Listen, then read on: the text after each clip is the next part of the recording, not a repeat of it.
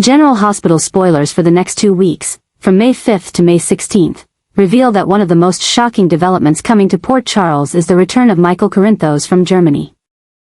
This news is spreading rapidly, creating an unprecedented wave of confusion and speculation. What's notable isn't just Michael's unexpected comeback, especially since everyone believed he was still undergoing long-term recovery after a serious medical incident, but also the fact that Carly Spencer, known for her fierce protective instincts and cold manipulation of any situation, has decided to leave Port Charles to personally travel to Germany to see her son.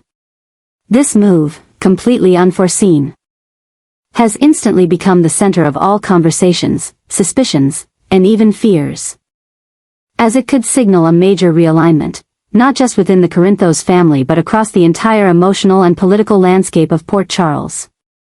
Carly's trip is not simply an emotional gesture of a mother wanting to reunite with her son. Behind that facade lies a complex web of disrupted strategic calculations. Carly has always been the one who controls information, managing relationships in ways most beneficial to her family, especially to Michael. But now, being forced to leave Port Charles, right at the moment when secrets involving Drew, Nina, Ketamine, and the Porsche scandal begin to leak, raises the question, is Carly trying to escape something? Or is she preparing for a high-stakes confrontation? The truth is, Michael's return, if accompanied by a shift in mindset and stance, could become a political bomb in Port Charles. During his treatment, it's believed Michael has had time to reflect on the events that pushed him to the brink, from the complex relationship with his wife's biological mother, Nina Reeves, to how Carly manipulated information and hid truths that might have saved him sooner. If Michael realizes that the person he trusted most, his own mother, made decisions not purely for his benefit but to serve her own goals, the psychological fallout could be immense. And if Carly senses that Michael has changed, that she no longer holds psychological sway over him, then her trip to Germany is likely a desperate bid to reassert control before it slips away entirely. The first signs of a strategic shift are already apparent. Carly has reduced her appearances at Metro Court, avoided deep conversations with Drew, who is edging closer to uncovering the ketamine incident, and has become unusually tight-lipped about Michael's current condition. Meanwhile, those closest to her, like Jason and Willow, are beginning to sense discrepancies in her behavior, although none have directly confronted her. Willow, in particular, feels increasingly excluded from discussions about her husband, and her anxiety is growing, especially since Carly hasn't shared the real reason behind her trip to Germany. At the same time, Port Charles is abuzz with other developments involving Jen Sidwell, Jack Brennan, and the WSB, all of whom seem to be mobilizing, as if they too sense a major change is coming. And all of it revolves around Michael. Because if he returns with a different stance, say, rejecting Sonny's legacy, or even siding with people like Nina or Ava, the entire power structure could collapse. The Corinthos family may no longer be the core of all alliances. And Carly could lose the influence she spent more than a decade building. Carly's trip, therefore, might not be just a personal journey. It could be the first step in a quiet but fierce war to protect what remains of her power. Because if Michael returns and opposes her, or worse, openly supports those Carly sees as enemies, it would be the most painful betrayal, and the beginning of the fall of the empire she has upheld through countless crises. What scares everyone the most is Michael's silence. No texts, no calls, no updates, just a few words relayed through his doctor. That silence has become fertile ground for a wave of theories. Is Michael secretly planning to distance himself from his family? Is someone guiding him, like Jason, or an outside force? Or has something happened in Germany that Carly wants to hide before it's revealed? Whatever the answer, one thing is becoming increasingly clear.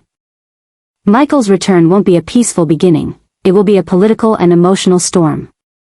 And Carly, with all the secrets she's trying to bury, may be the first to be swept into its center. The adjustments she's making are no longer carefully calculated moves, they're hasty reactions to a reality slipping out of her control. And that very loss of direction is making everything spiral further into chaos. Meanwhile, the story of Nina and Portia quietly setting up Drew is triggering a chain reaction within Port Charles. It's a shockwave not just aimed at stopping a man seeking justice, but one that could silently restructure long-standing hidden alliances. The actions of these two women, who seem opposite in values and personality, have unexpectedly fused into a common conspiracy. To block Drew from digging into the ketamine scandal by distorting the truth, manipulating evidence, and crafting false narratives. Both Nina and Portia have their own reasons for protecting their secrets, but their alliance signals that every moral standard, in medicine, in the healthcare system, and in family, is breaking down piece by piece. While they think they're in control, Brad, long underestimated and seen as morally gray, has begun to act. His quiet observations, his record of small irregularities, and the signs overlooked by those too confident in their power have all been collected, and now he's preparing to expose everything. What makes this more dangerous is that Brad no longer fears Selena, nor is he bound by false loyalty. Now, he only cares about one thing, revealing the truth. This quiet transformation marks a dramatic turning point, as someone long dismissed could now determine the fate of those in power. By choosing to stand on the side of truth, Brad is throwing Nina and Portia's carefully laid plans into disarray. What once seemed solid now appears frighteningly fragile. Every action, every word, every step they take could be exposed. And they know that if Drew accesses real evidence, everything will collapse faster than they imagined. What they didn't expect is that the pressure is coming not just from Drew, but from within, the very people they thought were under their control. Brad is not just a traitor, he is a reflection of the consequences Nina and Portia have tried to avoid. The truth always finds a way back, and when it returns, it won't knock politely. Meanwhile, Drew, though blocked at every turn by manipulation and obstacles, keeps moving forward, following the faintest of clues. He doesn't yet know someone is quietly helping him by leaking information. But the invisible collaboration between Drew's persistence and Brad's choice is creating an underground storm strong enough to blow away all deceit. This makes the so-called perfect adjustments by Nina and Portia their most vulnerable points. The more they try to hide, the deeper they fall into the trap they've set themselves. And soon, not only Nina and Portia but also outsiders like Carly, Jason, and Willow begin to feel the spreading instability. Willow no longer fully trusts. Jason starts questioning the true motives behind recent events, and Carly, despite being in Germany, can't deny that something is slipping from her grasp. Each character in this unfolding drama is entering a new phase, where loyalty is no longer clearly defined. And truth is no longer a personal matter but a ticking time bomb capable of shattering the foundations they once worked so hard to protect. New shocks are surfacing unpredictably. Brad's unexpected actions have triggered a domino effect, dismantling the fabricated stories layer by layer. Every time Nina and Portia try to regain control, they only sink deeper into exposure. Truth can no longer be hidden by clever words or forged evidence. Now, it's being dragged into the light by bold choices made by someone once deemed irrelevant in the power game. And that's why this shock doesn't lie in what Nina and Portia did, but in the fact that the person who may bring their downfall is the one they never saw coming. From here on out, every old rule is meaningless, as a new order begins to form, one of truth, consequences, and chaos that won't stop until everything is revealed. Rocco is becoming the center of a wave of unprecedented criticism and pressure after it was discovered, and quickly spread throughout the Port Charles community, that he drank alcohol underage during a school camping trip. What initially seemed like a moment of youthful recklessness has now triggered a series of disciplinary actions from both his family and the school. No one is treating this as a minor incident anymore. What Rocco faces is not only the disappointment of the adults around him, but also strict surveillance of his every move and word. He has become a topic of hushed conversations among parents, teachers, and even local officials, creating overwhelming pressure for a boy who was simply trying to assert his identity. The incident has immediately led to a host of new complications, pulling the adults around Rocco into a spiral of responsibility. Dante, as Rocco's father, is torn between maintaining his image as a strict officer and protecting his son from a harsh and unforgiving public. Lois is heartbroken to see her nephew dragged into scandal, while Olivia seems to be sidelined in the crisis management process. Each family member appears to be re-evaluating their emotions, behavior, and responsibilities, which only intensifies Rocco's feeling that he is a burden, the cause of all the tension. At the same time, Danny, who was directly involved in bringing Rocco to the party, is also feeling the heat. But unlike Rocco, Danny must face Jason, a father who never tolerates rebellion or lack of self-control. Jason doesn't punish with anger, but with cold silence, piercing stares, and deeply moral lectures that suffocate Danny in an inescapable framework. The disappointment is unspoken, but it weighs heavily on Danny, haunting his every step and thought. This leads to a new kind of frustration, not explosive rage, but a quiet dissatisfaction, born from the feeling that he can never truly be himself around Jason. Both Rocco and Danny, once carefree and full of laughter, now find themselves drowning in the suffocating expectations of the adults around them. Rebellious behavior begins to surface, not through grand acts, but through silence, withdrawal, and defiant glances. They start avoiding family meetings, no longer share small daily stories, and even begin speaking negatively about their parents behind their backs. Their discontent is not just typical teenage angst, it's the direct result of emotional shocks they aren't mature enough to process.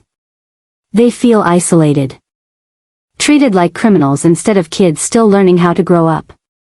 What makes the situation worse is that the adults themselves seem lost. Dante, while trying to discipline Rocco, is torn between fatherhood and the demands of his job. Jason begins to question whether his way of raising Danny still fits a teenager who needs understanding more than control. Lois and Olivia can't agree on a unified approach, making the disciplinary efforts patchy and ineffective, rather than solving the problem. These adjustments push Rocco and Danny further away from their families. And while the adults argue over parenting styles, the two boys quietly turn to each other for support.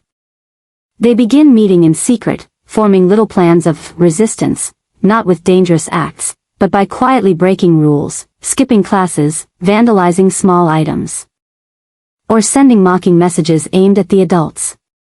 These seemingly minor actions are major red flags that both boys are slipping into passive-aggressive rebellion. If left unchecked, this could spiral into irreversible consequences. Port Charles is witnessing a wave of chaos, not from criminal forces, but from children hurt and abandoned by the very adults they trusted. Rocco's drinking incident is merely the start of a chain reaction unraveling father-son relationships, family trust, and the fragile sense of order held together by even the strongest individuals. And as Rocco and Danny begin acting out in silence, the most frightening thing isn't the mistakes of the past, it's the uncertain future if they're left alone in the shadows of misplaced expectations and emotionless punishments. Christina is spiraling into a dangerous path of mistakes she's no longer clear-headed enough to stop. After learning that Alexis, her mother, who has always tried to protect her from the darker forces of Port Charles, had been blackmailed in silence, Christina lost all composure. More troubling, though, is that she's directing her anger at Ava, a woman who has long operated in the moral gray areas of Port Charles and whom Christina believes exploited her mother for personal gain. The truth remains murky, but for Christina, even a single sign is enough to spark a revenge plan, one driven not by reason, but by feelings of betrayal, pain, and the desire for retaliation. Her shifting mindset is pushing her away from the values she once held dear.